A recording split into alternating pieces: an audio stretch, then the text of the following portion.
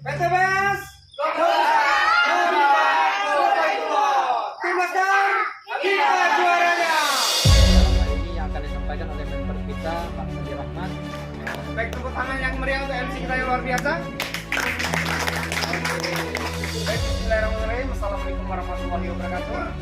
Kita juaranya. Sekali lagi. Banyak di antara kita ini yang kenapa ya? Saya kayaknya nggak begitu greget menjalankan bisnis. Benar nggak? Padahal hidupnya susah. Sering nggak ketemu teman-teman yang gitu di luar sana? Diajak bisnis, liku-likunya banyak. Wah, nanti saya ini lagi nih apa namanya tuh nggak tepat ini kayaknya. Kayaknya saya ini dalam waktu dekat ayam saya kawin lagi. Jadi saya ini kurang sempat untuk jalankan bisnis seperti ini. Padahal hidupnya mau beli beras besok aja udah susah. Pernah ketemu gitu?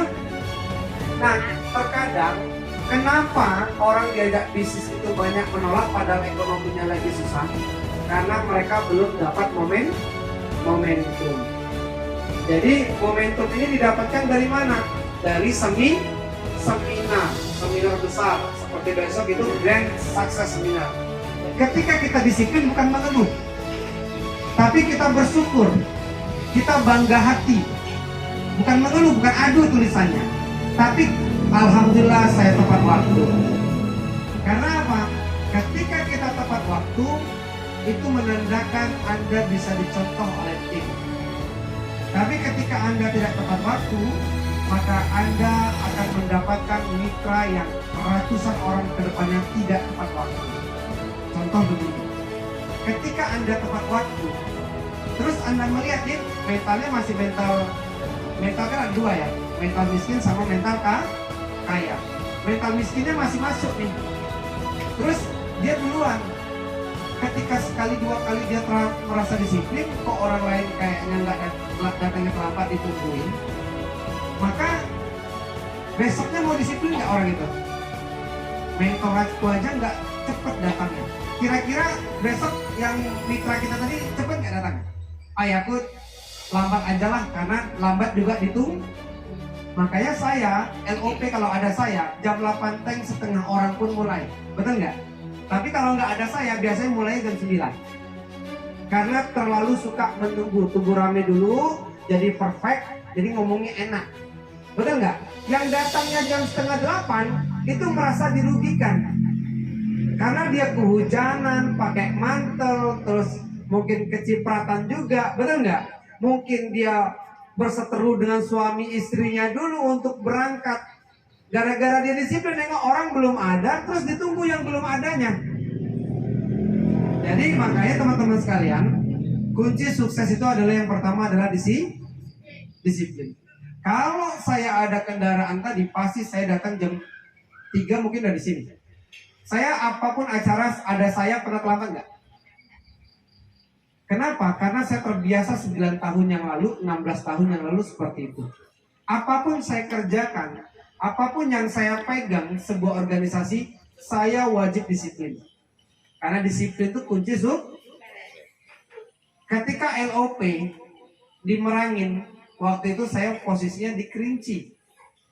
Dan saya waktu itu tanya istri saya, kalau saya bohong itu istri saya, hujan selebat-lebatnya ditambah petir.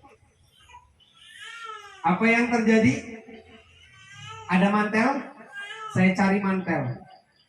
Dan tetap Sandi Rahmat yang tepat waktu di acara LOP Pekanbaru Merangin.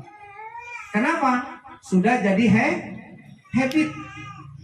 Bukan karena bukan karena hanya tanggung jawab, tapi integritas kita juga dipertaruhkan di dalam bisnis. Kita ngajak orang nggak? Coba seandainya yang ngajak tidak disiplin, kira-kira kita yang diajak berpikir nggak? Masa depan aku ini curam sama orang ini sepertinya, betul nggak? 6 orang yang ngajak saya bergabung di bisnis PTBS. Bahkan sampai Pekanbaru datang, tanya istri saya, datang berdua dari Pekanbaru. Dia ngidupin mobilnya datang ke Pekanbaru hanya prospek saya. Waktu dia prospek saya ceramain, saya bilang di sini haram. Karena sebenarnya saya tahu supaya dia nggak prospek saya aja. Karena prospek saya di handphone itu sering banget. Sehingga saya mengatakan di sini nggak usah lah Pak. Bapak punya warung makan, Bapak punya toko makan, rumah makan, Bapak fokus aja. Fokus aja kembangin warung makannya. Nggak usah jalan KPTBS, berhenti aja, ini haram Pak. Saya bilang gitu. Ya udah nak Sandi, kalau memang suatu ketika nanti berubah pikiran, telepon Bapak ya. Padahal saya sedih dari Pekanbaru datang ke saya. Saya bilang nggak usah Pak, tetap datang dia. Itulah perjuangan. Makanya ketika dia datang, saya tolak, dia keluarin Eco Racing, dia kolagen, dia keluarin. Saya cuma nengokin, terus dikasihnya pula Eco Racingnya saya buang. Tanya sih saya. Ekstrim kan? Kalau teman-teman di prospek, saya buang. Ini merusak motor aja nih. Saya bilang gitu. Jadi kalau teman-teman di prospek ditolak orang, saya tukang berhentiin orang. Jadi kalau teman-teman lihat di Facebook hacker itu, apalagi Bu Zarma kemarin saya posting, wah itu banyak betul tuh, ya kan? Nah kalau sifatnya kalau gambar-gambar grafik, ya grafik kiri kanan itu pasti langsung diserang orang. Nah cuman saya biarin dulu supaya ini menarik, saya bilang gitu. Cuman akhirnya saya hapus karena ada bahasa-bahasa yang nggak enak, akhirnya saya hapus. Sebenarnya itu saya suka supaya rating kita naik, ya. Dan tidak ada pertolongan dari tim Laskar. Harusnya ada pertolongan ya. Cuman itulah kekompakan kalau tim luar itu dia saling menolong, saling tembak menembak, tapi dengan kata yang sopan. Kalau kata-kata saya itu saya merendahkan diri malah. Kami ini apalah, kami ini cuma inilah mampu kami gitu ya. Akhirnya mereka bingung mau bahas apa. Ini ya maaf, mudah-mudahan kami nggak prospek Bapak, saya bilang gitu kan. Yang penting utang kami lunas, sepil dong utangnya kata dia gitu kan. Nah kalau saya sepil utang nih saya nyapein kan. Jadi biarin aja orang seperti itu memang nggak ada puasnya. Tapi dulu saya orangnya seperti itu. Jadi ketika dikasih bukti saya belum puas. Saya akan cari yang lain-lain lagi untuk membuat orang berhenti di bisnis network marketing. Karena saya pelaku 14 tahun di dunia network marketing. Nah jadi sebenarnya nggak salah di dunia MLM-nya. Multi level marketing itu teman-teman sudah tahu ya kemarin ya. Nanti kalau mau tahu lagi MLM itu apa, network marketing itu apa, bisa buka di YouTube saya. Ya, itu saya bisa share di grup. Nanti Bu Rini masukin aja timnya ke grup. Akan saya sampaikan bahwa ternyata network marketing itu lebih halal lagi dari warung Padang. Kenapa? Lebih syariah dari warung Padang. Pernah makan di rumah warung Padang? Begitu makan tiba-tiba 70.000, betul nggak? Kalau nggak percaya Pak, naik aja mobil bus, pergi ke Jakarta, berhenti langsung makan, satu orang bisa 70.000 tuh. Tanya, itu buah makan apa? Jangan coba-coba ngambil yang cuman ngambil buahnya, itu dihitung. Dan ternyata itu syariah nggak? Lebih syariah kafe, lebih syariah KFC yang punya Yahudi. Dia ada angkanya, satu paket 35.000. Berarti kita bukan beli ayam di dalam, beli kucing di dalam Makanya kadang-kadang yuk makan di warung makan, saya lebih milih kafe karena lebih halal. Paham nggak kira-kira? Nah bisnis network marketing, joinnya ada angkanya nggak? Ketika join terus dapat keuntungannya ada angkanya juga nggak? Ketika gabung satu paket kita dapat berapa? Ketika firing dapat, berarti semuanya transparan kan? Bahkan kita beli aja bisa dapat duit nggak? Cuman pembeli tapi dapat duit, benar? Bahkan ketika pembeli pupuknya, ketika dia udah terakumulasi 200 dus, dia dapat apa? Dapat motor 20 juta. Bayangkan beli aja dapat, berarti transparan kita. Coba ibu-ibu yang dalam ruang ini, siapa yang pakai sabun dalam rumahnya? Angkat tangan. Yang nggak angkat tangan nggak pakai yang pakai sabun angkat tangan dulu. Oke. Ibu mbaknya, mbak siapa namanya? Mbak Emi. Mbak Emi umurnya berapa sekarang? 29. 29 tahun ini pakai sabun nggak? 29 tahun ini mbak dikasih motor apa sama sabun yang dipakai? Loh, nggak dikasih mbak. Serius nih, 29 tahun loh. Sedangkan saya di PTPS 5 bulan dikasih mobil loh. Saya 5 bulan di PTPS dikasih mobil, mbak 29 tahun nggak dikasih mobil. Waduh, astagfirullahaladzim. Kok gitu ya? Nggak transparan ya? Berarti agen-agennya dapat mobil nggak? Agen-agen tunggal yang di Merangin dapat mobil nggak dari tadi? Omsetnya besar dia dapat mobil kan? Dia dapat umroh nggak? Saya pernah duduk sama tokek pupuk di sini ya. Dia dapat pajero umroh ke luar negeri dari pupuk yang dia beli. Yang jual tahu nggak siapa? Yang jual adalah kios-kios pupuk yang kecil. Yang dia jumpa sama petani itu kios kecil. Saya tanya bapak tadi, bapak pernah nawarin ke petani? Mana pernah? Di meja aja, ngapain saya nawarin petani? Terus yang dapat mobil bapak ya? Iya. Yang dapat luar negeri bapak? Iya. Yang jualan kios kecil? Iya. Itu nggak oligarki. Itu nggak menguntungkan cuma satu orang. Di PT BES nguntungin sampai pembelinya diuntungin. Terus kita bilang ini haram. Haramnya dari mana?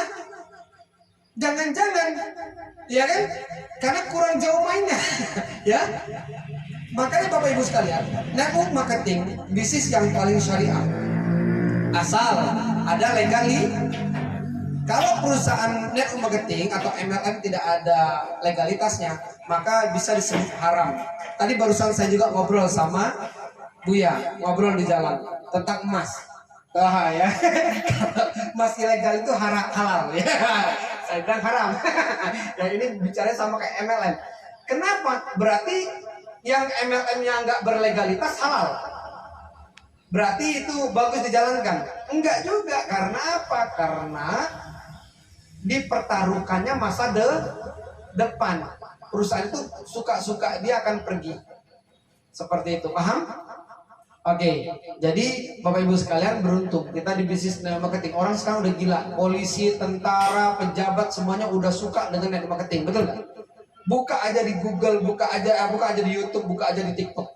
Mereka lagi gila-gilaan mainkan network marketing. Di bisnis apapun ada MCI, ada Keling, betul nggak? Ada TNC, ada apa lagi? Ada apa? Perusahaan-perusahaan yang lain banyak, betul nggak? Itu rata-rata yang jalankannya adalah pejabat, polisi, tentara dan sebagainya. Jadi kita ini yang sebenarnya belum tahu ini bisnis seperti apa. Tapi rata-rata udah mengejas duluan. Ini kayaknya bisnis cari-cari orang. Emang ada ya bisnis cari kambing? Ada? Aku jual baju carinya kambing, pernah? Ada nggak yang jual beras tuh carinya sapi? Ada? Dia cari orang kan? Jadi apa salahnya dengan marketing? Joko Susanto pemilik Alfamart itu dia bangun cabang di mana-mana. Itu punya uang dia apa punya orang di daerah tersebut? Punya dia? Bukan. Punya orang di daerah tersebut. Jadi contoh kita punya modal 500 juta, kita bisa buka cabang Alfamart, kita bisa franchise.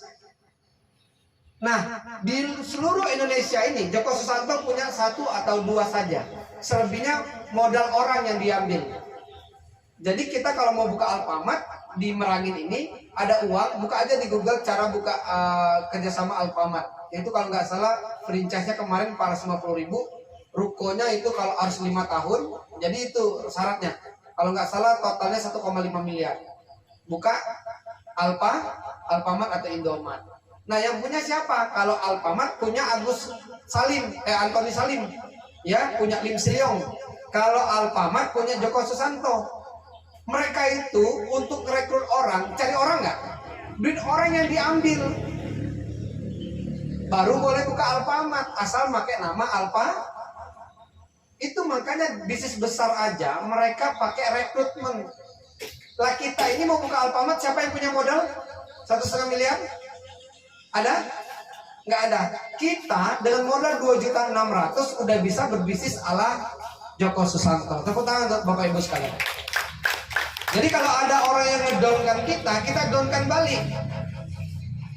Apalagi yang ngedownkan kita honorer. Maaf ya, maksudnya itu honorer di luar sana. Kalau ibu kan luar biasa gitu kan. Honorer yang udah gabung di PT BES sudah luar biasa. Tepuk tangan untuk Bu Zarma dulu ya. Ya. Oke, Bapak Ibu sekalian.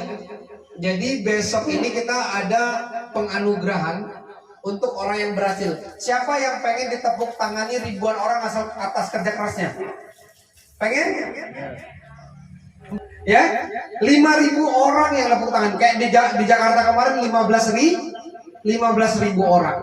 Jadi kalau teman-teman menjalankan bisnis ini terus berhasil, itu dihargai, dikasih pin, dikasih selendang. Itu luar biasa. Jadi biarin kita bekerja di sini saat ini, kondisinya kehujanan kayak sekarang pakai mantel ke sini, betul nggak?